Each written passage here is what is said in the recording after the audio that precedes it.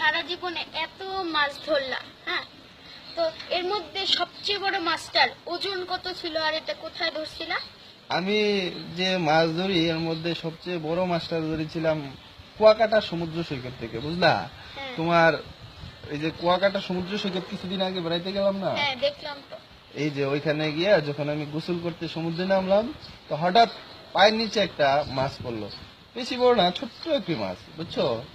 তো মাছটা সম্ভবত পুঁটি মাছ হবে।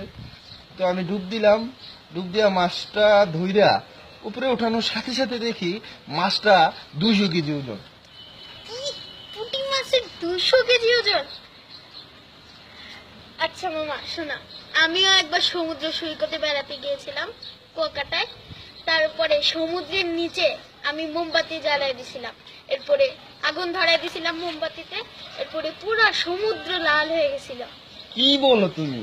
সমুদ্রের মধ্যে তুমি মোমবাতি জ্বালাইছো? হ্যাঁ না, কখনো সম্ভব না। পানির নিচে তো মোমবাতি জ্বলতেই পারে না, এটা তো কিছুতেই সম্ভব না। মামা, তুমি তোমার পুঁটি মাছের যদি ওজনটা একটু কমাও তাহলে আমি আমার মোমবাতি নিভাই দিব।